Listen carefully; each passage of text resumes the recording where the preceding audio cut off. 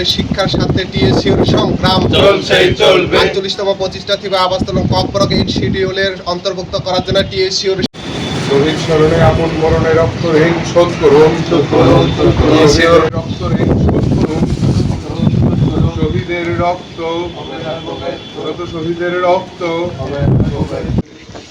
আজকে আমাদের টিএসসিওর ৪৮তম প্রতিষ্ঠাতা দিবস 1978-এ 19 এবং 20 আগস্ট খোয়াইয়ের টাউন হলে প্রায় 400 জন প্রতিনিধিকে নিয়ে সারা ত্রিপুরা রাজ্যের আজকে আমাদের টিএসসিওর ছাত্র সংগঠনের পথ চলা শুরু।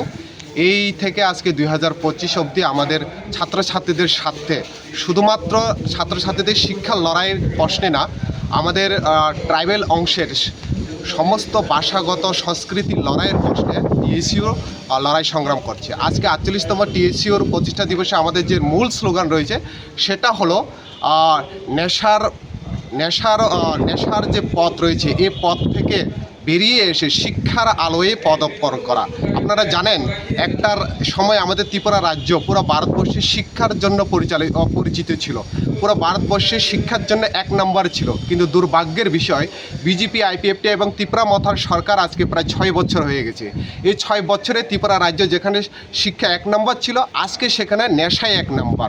দুর্ভাগ্যের বিষয় আমাদের পাশের রাজ্য যেখানে মিজোরাম আজকে শিক্ষার ক্ষেত্রে 1 নম্বর পৌঁছে গেছে, সেখানে আমাদের ত্রিপুরা রাজ্য 1 নম্বর থেকে নেমে এসে 6 নম্বরে পৌঁছে গেছে। আমরা দেখতে পেলাম বিশেষ করে এডিসি এরিয়াগুলোতে যেভাবে আমাদের ট্রাইবেল অংশের ছাত্রছাত্রীরা ড্রাগস এডিক্টেড হচ্ছেন। আমরা সোশ্যাল মিডিয়াগুলোতে আজকে খুললে দেখি বিদ্যালয়ে না গিয়ে পথে চলতিতে রাস্তায় কীভাবে মদ সেবন করছেন, ড্রাগস নিচ্ছেন।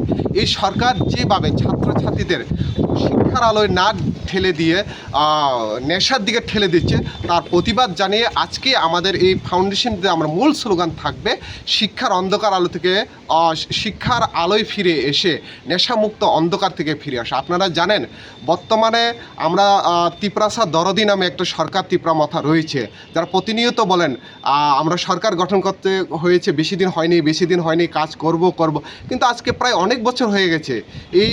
তারা রাজ্য সরকারও আছে, কিন্তু দুর্ভাগ্যের বিষয় শুধুমাত্র এডিসি এরিয়াতে প্রায় এডিসি প্রশাসনের আন্ডারে 134টা মতন স্কুল রয়েছে, যেখানে প্রায় 160টা মতন স্কুল একজন মাত্র শিক্ষক রয়েছে।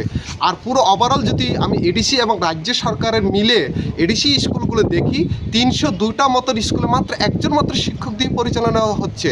তো দুর্ভাগ্যের বিষয় আজকে এইচআইভিতে 1 নাম্বার, আজকে আমরা নেশায় 1 নাম্বার। আর এই এইচআইভিতে কে সরাচ্ছেন? সে রতনলাল নাথের বাসায় তার জিনিয়াস ওয়ান সে কার্যকর্তারা, তারাই আজকে এইচআইভি ত্রিপুরা রাজ্যে সরাচ্ছেন। সোশ্যাল মিডিয়া খুললে আমরা দেখি কিভাবে কার সঙ্গে কি হচ্ছে, কোন মণ্ডলের নেতা কি হচ্ছে আমরা দেখতে পাচ্ছি, যেটা বলাও আমাদের জন্য একটা লজ্জাজনক ব্যাপার।